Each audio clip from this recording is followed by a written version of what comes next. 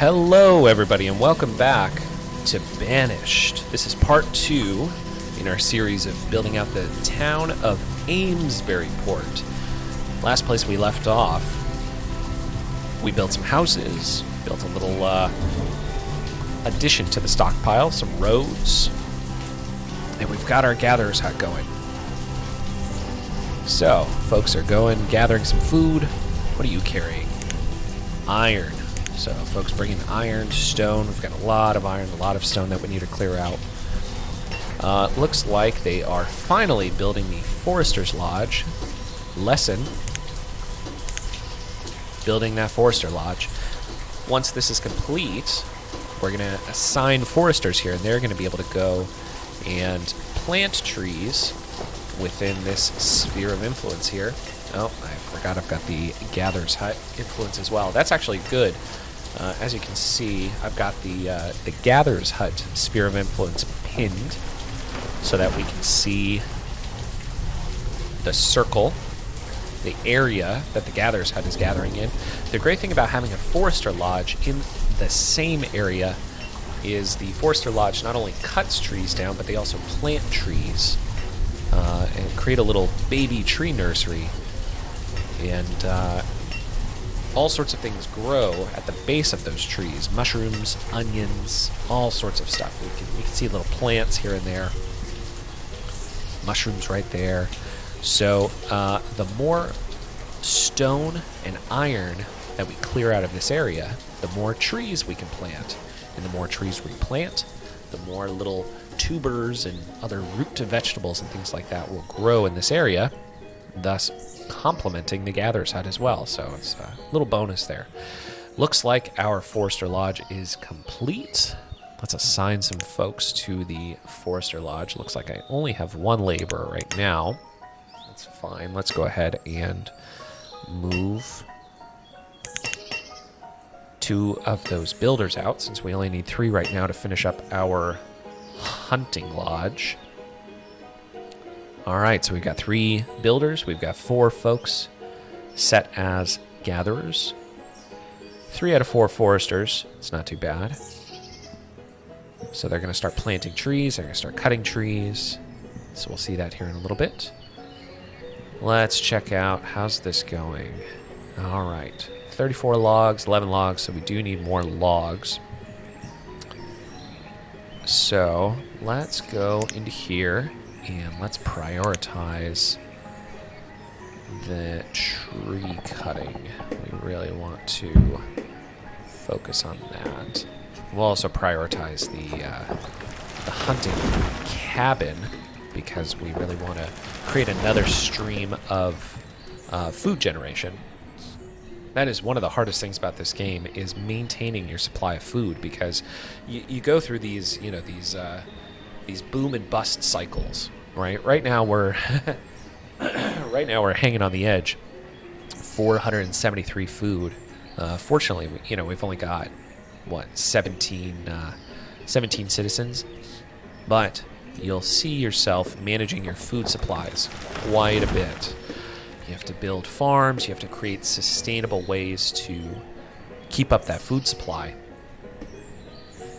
These ones, like the Gatherer's Hut, the hunting lodge, are very dependent on the migration patterns of deer and other animals, as well as the growth of these little mushrooms and tubers and stuff that they find in the forest. So once we get to a point where we're not just worried about our entire city starving to death, we'll clear out some land and we'll put some farms.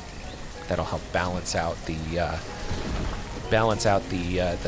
fluctuating nature of providing food for your townsfolk. It's looking pretty good.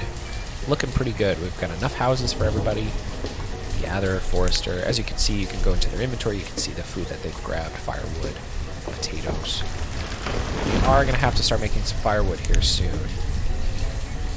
We should probably go ahead and build our woodcutter. Let's do that. Let's just get that working right now. let's do this. Let's build a little road alongside here. Just trying to think of how to lay this out in the best way possible. Right there. Nice. All right. Start making some firewood soon. Now that we have a Forester Lodge, we'll hopefully get a steady stream of logs coming in, along with our food. Looking good so far. All right. Oh, I just dropped off some food. Look at that. 154 mushrooms, onions, potatoes, roots. We start off with the potatoes. We've got mushrooms, onions, roots. Boil them, mash them, stick them in a stew. Perfect. Awesome. Looking good. We've got a good amount of iron. Pulled a lot of iron out of this area. Started prioritizing log cutting. So that'll be good. Look at these deer. They're just taunting us. We're coming for you at some point. Once we get this built. It's taking a little while. Alright. Cool. It's looking good. Ah, there we go. Forester at work. Perfect. The nice thing about the Forester, too, as I said, it's going to turn this area into a big tree nursery. So we're going to see little saplings pop up here and there because they'll go and actively plant new trees, new growth, which is great. There's some onions, some other little tidbits that our gatherer's hut can go grab. Looking good so far. Man, it is rainy. This must be New England. It is so rainy. This looks great.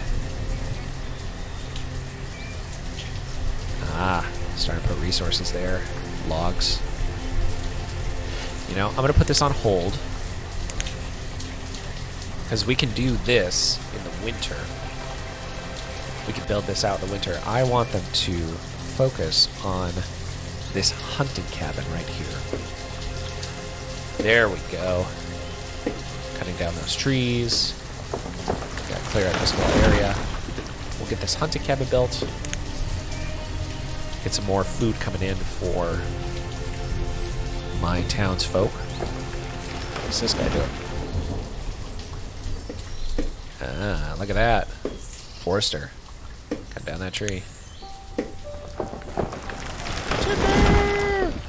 Awesome.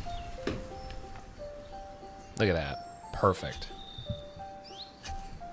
Ah, the rain is cleared. What do you got? 22 mushrooms. Perfect. Ah, I love how tranquil this game is. It's such a simple game. Simple premise. But beautiful.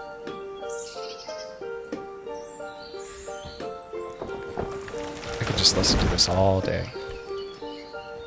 I'll give you a little uninterrupted time here. You get some Banished ASMR.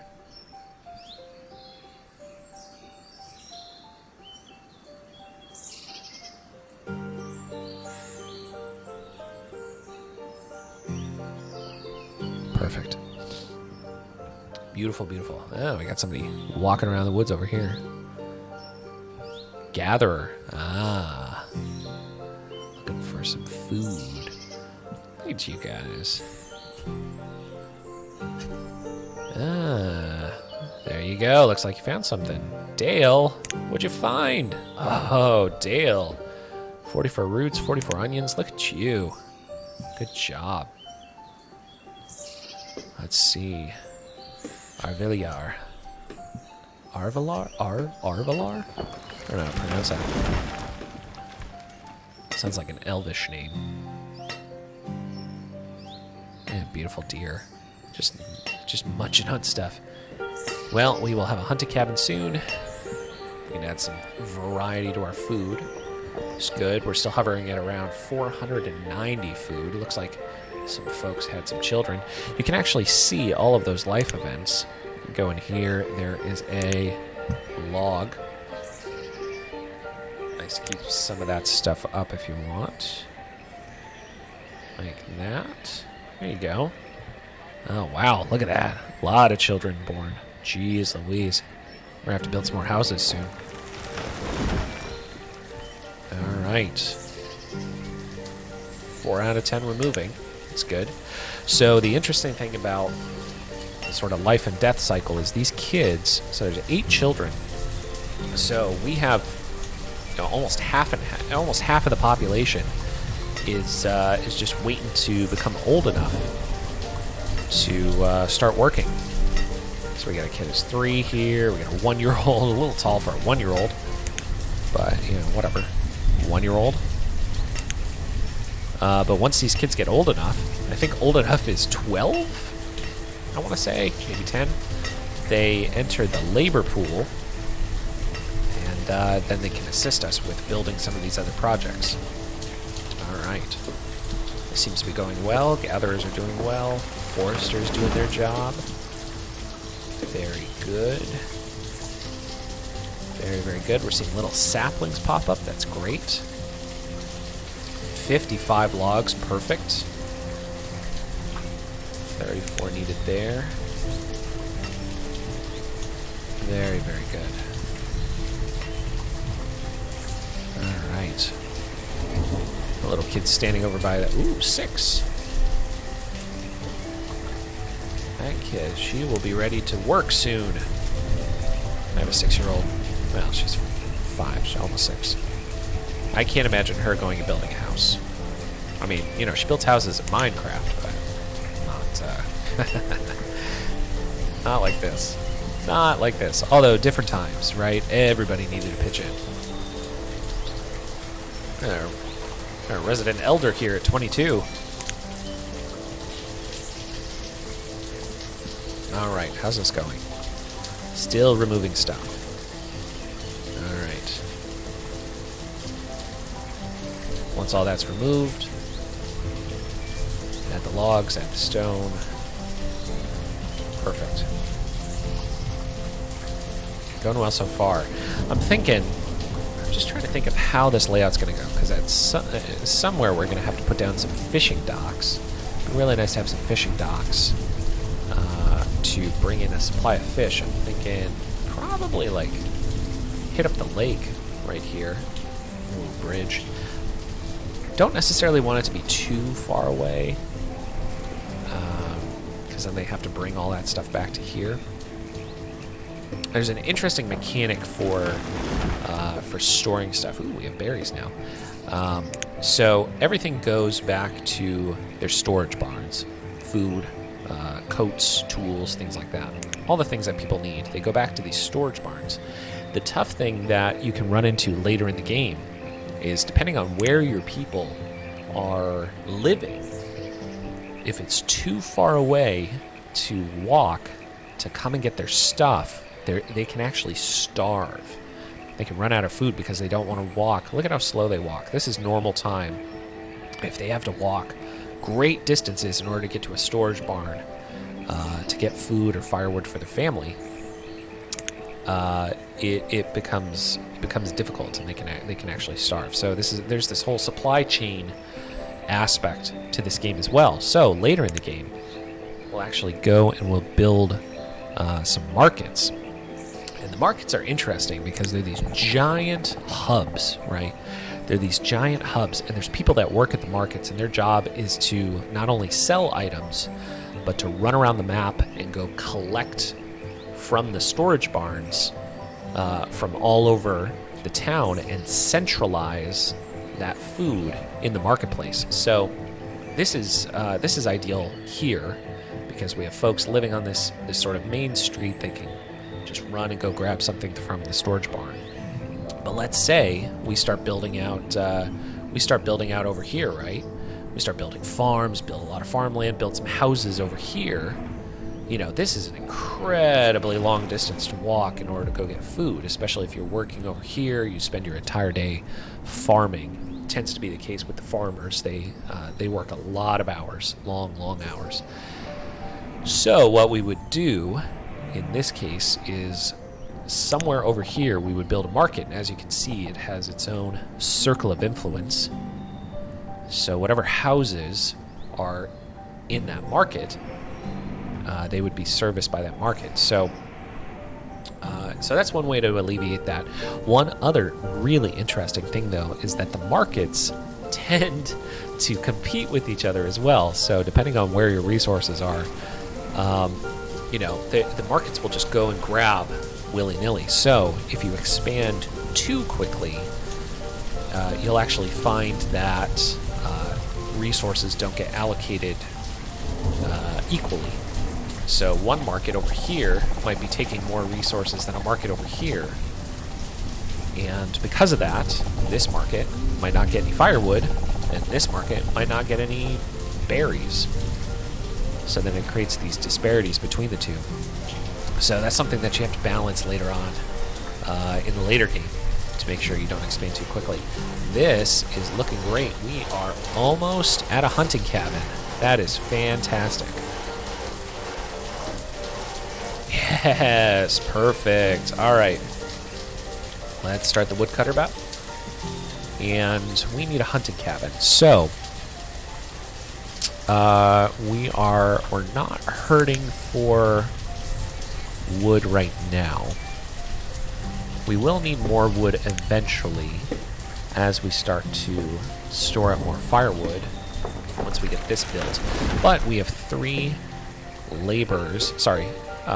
townsfolk as builders right now, which once this is complete, you know, they will no longer need to be there, so we can reallocate them to something else. So let's get at least one person working as a hunter. That way we can start collecting meat, add to the variety of foods that are available. A variety of food actually becomes an attribute of happiness later on in the game. So later in the game, your townsfolk become happier or stay happier if they have a variety of food. Something to keep in mind. So as we start growing orchards and we have fields of food, it's good to maintain these hunting cabins, these gatherers' huts. It's good to build out some livestock. We could do wheat. We can make bread, all sorts of things. It's good to have a variety of food. You know, don't want to eat the same thing every day. Potatoes are great, but, you know, they only last so long. We're at 654 food, which is pretty good. I would feel better if this number were over 1,000, especially as we go into late autumn, into the winter. It's going to be important that we have food. Looks like folks are bringing the materials needed to build out that woodcutter. This will be able to operate in the winter, so this will be important. This is going well. Do we have any meat? Not yet. The nice thing, too, about hunting cabins is they will bring a source of hide as well. So we'll be able to make a tailor. And a tailor can go and make warm coats with those hides. Very important for the winter. You can see the winter is coming. Snow is settling. Firewood is going to be very important. So it's very important that we get this built. Let's see if we can prioritize this. I think that's only for prioritizing collecting tasks. I don't actually know, but I guess we'll find out. We've got 3 builders, 4 gatherers, we've got 1 hunter, and 2 foresters. Perfect.